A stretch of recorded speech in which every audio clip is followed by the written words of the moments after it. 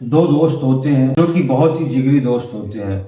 साथ में स्कूलिंग करते हैं, उसके बाद में साथ में कॉलेज में भी पढ़ते हैं और ग्रेजुएशन करने के बाद में एक हसीन जिंदगी जीने के सपने देखने लगते हैं। और सपना पूरा करने के लिए वो लोग अलीगढ़ से नोएडा आ जाते हैं और नोएडा में अपने सपनों को साकार करने के लिए वो लोग जुड़ जाते हैं। और वो दोनों जिगरी दोस्त अपने सपनों को साकार करने की जद्दोजहद में लगे ही होते हैं। और उसी टाइम फिर एक लड़की की एंट्री होती है और दोनों दोस्तों के बीच में वो एक लड़की आ जाती है जो कि एक पढ़ी लिखी और खूबसूरत हसीन लड़की होती है। और इनकी जिंदगी में आने के बाद वहीं से इन दोनों दोस्तों की शुरू होती है बर्बाद होने की जिंदगी। और जो बहुत ही जिगरी दोस्त हुआ करते हैं, अब उस लड़की के आ जाने की वजह से दोनों जिगरी दोस्तों में दुश्मनी होना शुरू हो जाती है। और दुश्मनी इतनी बढ़ती है कि एक दूसरे के खून के प्यासे हो जाते हैं और एक दिन फिर एक दोस्त की जान चली जाती है। तो क्या है पूरा मामला? ये पूरा मामला जानने के लिए आप वीडियो के अंत तक बने रहें। हम पूरा मामला विस्तार से बताएंगे, कैसे उस लड़की की इनके दो दोस्तों की जिंदगी में एंट्री होती है और कैसे एक जिगरी दोस्त एक दूसरे के दुश्मन बन जाते हैं और एक दोस्त का कत्ल भी हो जाता है। दोस्तों, आपसे वही एक छोटा सा हम्बल रिक्वेस्ट है कि अगर अभी तक आपने मेरे चैनल को सब्सक्राइब नहीं किया है तो प्लीज मेरे चैनल को सब्सक्राइब करें और बेल आइकन को प्रेस करें ताकि जब भी कोई नया वीडियो बने सबसे पहले आप तक पहुंचे। आदाब, नमस्कार, मैं हूं मुबीन खान। आज की जो सच्ची घटना की कहानी है वो है हिंदुस्तान की राजधानी दिल्ली से सटा हुआ एक इलाका है ग्रेटर नोएडा। और उसी ग्रेटर नोएडा का एक थाना है बीटा 2 और उसी बीटा 2 थाना क्षेत्र के अंतर्गत एक सोसाइटी है जिसका नाम है अंसल गोल्फ सोसाइटी, जो कि एक ये रिच एरिया है।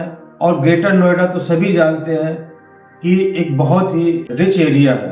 13 दिसंबर 2024 का सुबह का दिन होता है और एक अस्पताल से बीटा 2 थाने फोन पहुंचता है और बताया जाता है कि एक लड़के की मौत हो गई है, जो कि मौत साधारण मौत नहीं बल्कि इस 24 साल के यंग लड़के का कत्ल हुआ है। तभी बीटा 2 के थाना प्रभारी विद्युत गोयल अपने दल बल के साथ उस हॉस्पिटल पहुंच जाते हैं और जिस लड़की का कत्ल हुआ है जब उसकी आइडेंटिटी होती है तो पता चलता है कि ये अलीगढ़ का रहने वाला यतिन शर्मा होता है। दरअसल 2 साल पहले यतिन शर्मा और यतिन शर्मा का दोस्त चिराग चौधरी अलीगढ़ से दिल्ली आ जाते हैं, क्योंकि ये यतिन शर्मा और चिराग चौधरी दोनों बहुत ही जिगरी दोस्त होते हैं। ये बचपन से ही साथ पलते बढ़ते हैं और साथ में स्कूलिंग भी करते हैं और साथ में ही ये कॉलेज से ग्रेजुएशन करते हैं। और ग्रेजुएशन करने के बाद में फिर ये लोग साथ में कारोबार करने की भी सोचने लगते हैं और सपना देखते हैं एक अच्छी जिंदगी जीने का।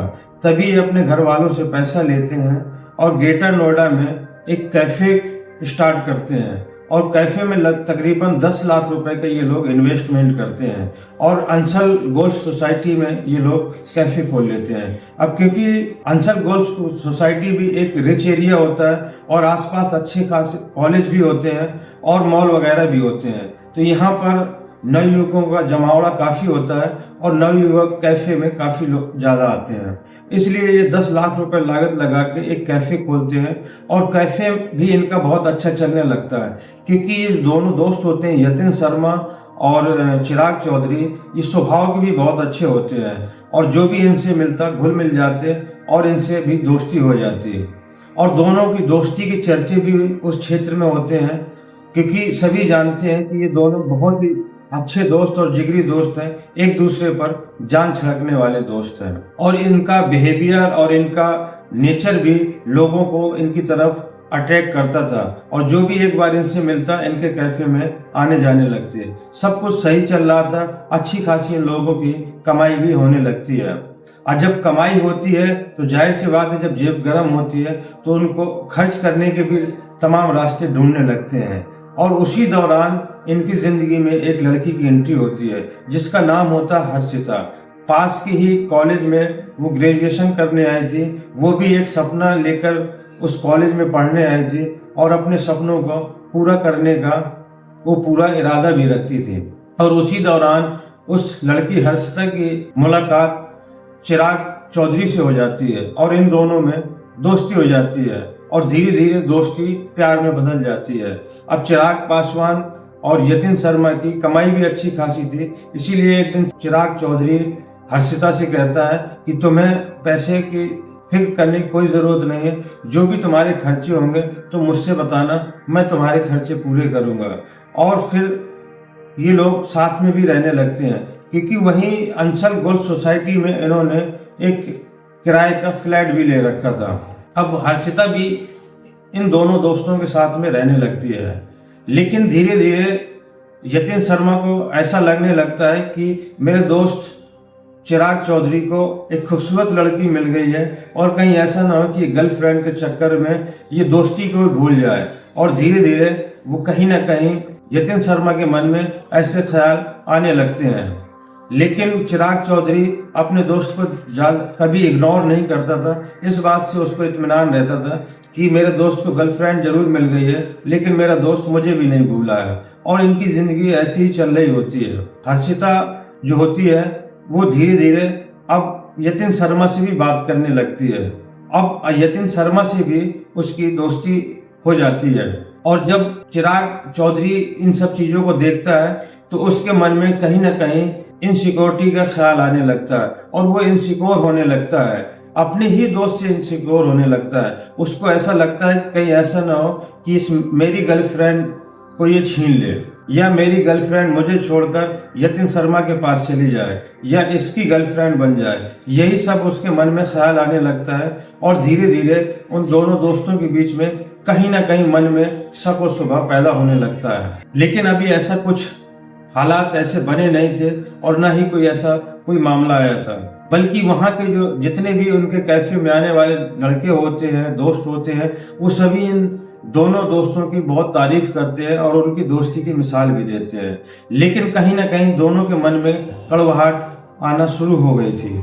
और एक दिन फिर चिराग चौधरी कैफे में ही बैठा हुआ था और वो देखता है कि उसकी गर्लफ्रेंड हर्षिता यतिन शर्मा से काफ़ी हंस हंस कर बात कर रही थी और हंसी ठिठोले कर रही थी। ये बात कहीं ना कहीं चिराग चौधरी को चुभने लगी थी, क्योंकि हर्षिता उनके साथ में फ्लैट में भी रहती थी और कभी कभी वो उनके कैफे में भी आ जाती और इनका हाथ भी बटाया करती थी। और इसी हाथ बटाने की वजह से कभी कभी वो उससे यतिन शर्मा से बात करने लगी थी और अब यतिन शर्मा से भी उसकी दोस्ती होने लगी थी।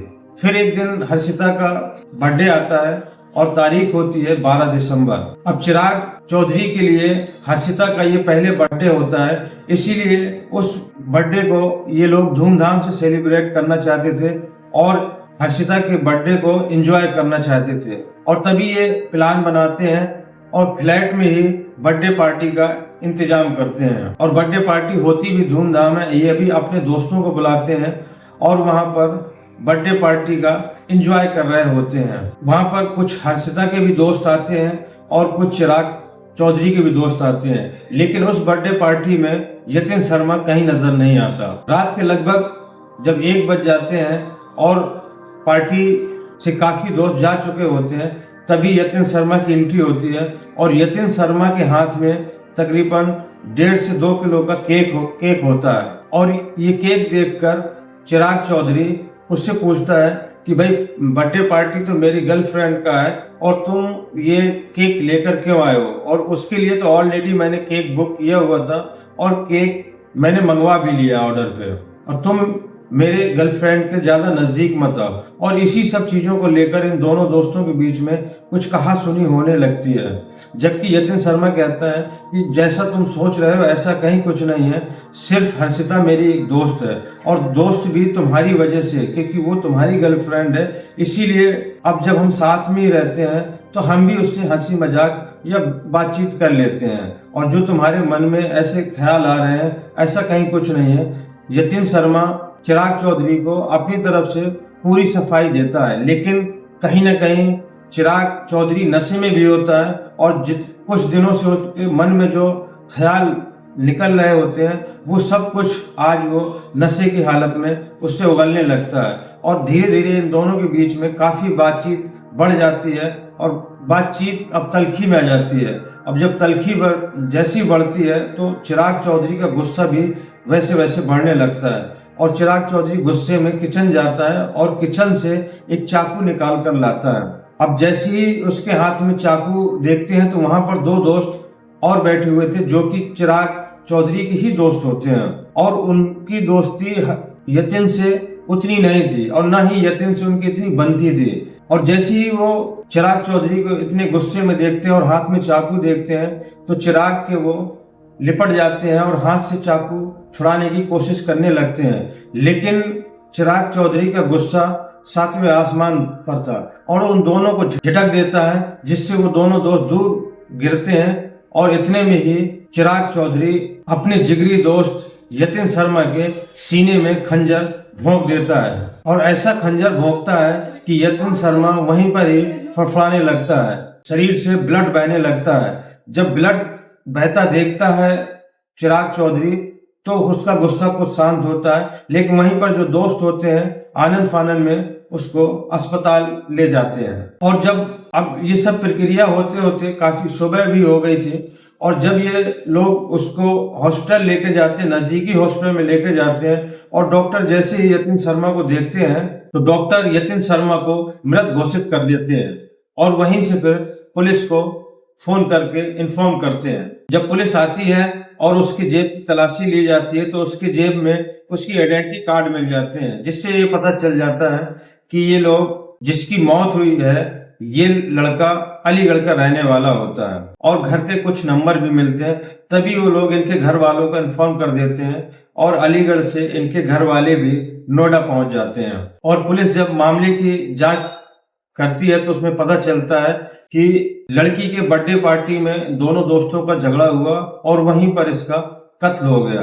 तभी पुलिस वहां से इन दोनों को तलाश करती है, हर्षिता को और चिराग चौधरी को, लेकिन चिराग चौधरी और हर्षिता दोनों वहां से भागने का प्लान बना रहे होते हैं क्योंकि यतिन शर्मा की मौत होने के बाद में फिर हर्षिता भी चिराग चौधरी का ही साथ देती है और उसके साथ भागने की फिराक में होती है। तभी पुलिस उनको हाईवे से दबोच लेती है, लेकिन वहीं पर जब इनके पिता आते हैं तो वो फूट फूट कर रोने लगते हैं और वो कहते हैं कि दरअसल यतिन शर्मा और चिराग चौधरी बहुत अच्छे दोस्त थे और हमेशा ये साथ में ही पले बड़े हैं, साथ में पढ़े हैं और साथ में ही खेले कूदे हैं और ये इतने अच्छे दोस्त थे कि ये कभी एक दूसरे के बिना रह नहीं पाते थे।